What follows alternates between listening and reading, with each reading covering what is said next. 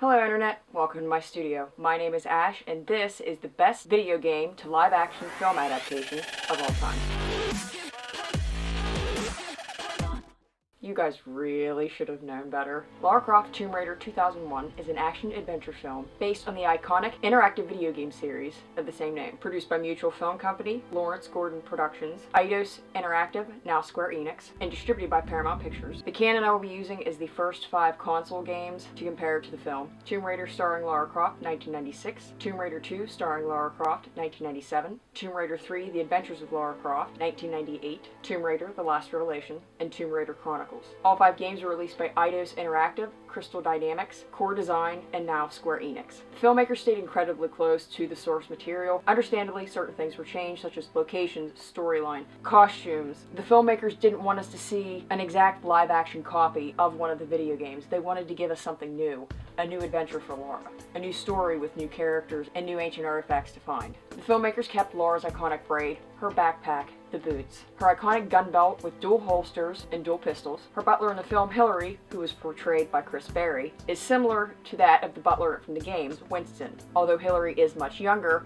he is still there for comedic relief. Winston was featured in the first, second, third, and fifth games. And who knows, maybe Winston retired and Hillary took over for him. Croft Manor is beautiful and pretty spot on for a film version. Understandably, they weren't going to build a set that looked identical and incredibly blocky to the original design in the first 5 games. However, it was realistically accurate. During the first chapter, Lara fights a training robot named Simon in her indoor gym that happens to look like an ancient tomb, which I admit is an awesome idea. This is a new spin on the obstacle course that was featured in the first 3 games. The training course in Chapter 1 is Egyptian themed, similar to the theme of the game Tomb Raider Last Revelation, which was based solely in Egypt, with of course exception to the first level of the game, which was in Cambodia. The set design for the scene is stylistically similar to the levels Karnak and Cleopatra's Palace Tomb Raider Last Revelation. During Chapter 1 at the very beginning of the film, Lara is suspended upside down on a rope. Later in this scene, she also shoots a rope and grabs it to swing across the room and away from Simon. This is similar to many of the ropes Lara has used throughout the games, especially in Tomb Raider Last Revelation, during the Catacomb level, and during the Coastal Ruins level. Also, the stance that Angelina Jolie has in the film as she faces off one-on-one with Simon during the first chapter is incredibly similar to the iconic Lara Croft stance. The infamous shower scene during Chapter 1 is also incredibly similar to the shower scene ending in Tomb Raider 2, starring Lara Croft, where Lara is about to shower and she tells everyone to leave. Chapter 2 of the film takes place in Venice, Italy, just like the second level of Tomb Raider 2, starring Lara Croft. During Chapter 3 in the film, Lara discovers a secret room in her house. Inside that room is a box with a clock concealed inside. The clock conceals the all-seeing eye. This scene is also similar to the secret aquarium room and the secret trophy room. During Chapter 3, Lara drives a motorcycle to an auction so she can meet a friend. The movie motorcycle is incredibly close to the motorcycle Lara rides in the game Tomb Raider Last Revelation during the level City of the Dead. During Chapter 4 of the film, Lara's home is invaded. This is reminiscent of the home invasion from the end of the game Tomb Raider 2. During this chapter, Bryce, Lara's tech guy, is trapped inside the trailer he lives in outside of the manor and must help Lara, who is inside the house, via headset. This is incredibly similar to Tomb Raider Chronicles. During the cutscene in Tomb Raider Chronicles, Zip, Lara's tech guy, is assisting Lara via headset so she can stealthily break in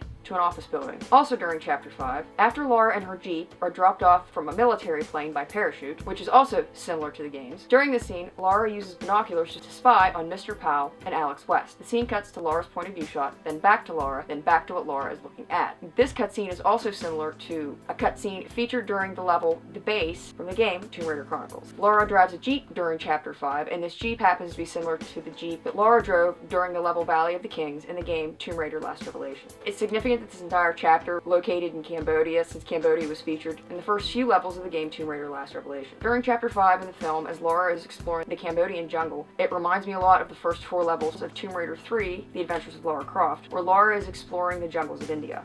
The glow sticks that Lara used in the film were similar to the flares used in the games, except a lot more practical and realistic. The filmmakers even added the foreboding music before Lara falls through the floor into the Tomb of the Dancing Light. The all-seeing eye being a key that unlocks the first piece to the Triangle of Light is similar to the level Cleopatra's Palace from the game Tomb Raider Last Revelation, where Lara receives a scarab that she must put together and use it to get through traps. It's also similar to the jet pillar and the knot of Isis Lara must use to open doors so Lara can move on in the level. In Chapter 7, Lara faces off against a multiple-armed, multiple-faced Brahmin statue that comes to life. This is incredibly similar to the level Temple Ruins from the game Tomb Raider 3 starring Lara Croft, where Lara accidentally awakens stone Brahmin statues with multiple arms that try to kill her. Chapter 8 shows Lara arriving at the Angkor Wat Temple and being greeted by Buddhist monks. This is similar to the Buddhist monks that were featured in the level Tibetan Foothills of the game Tomb Raider 2. Finally, during Chapter 11 of the film, Lara must solve a mechanical planetary puzzle in order to receive the last piece of the Triangle of Light. This is similar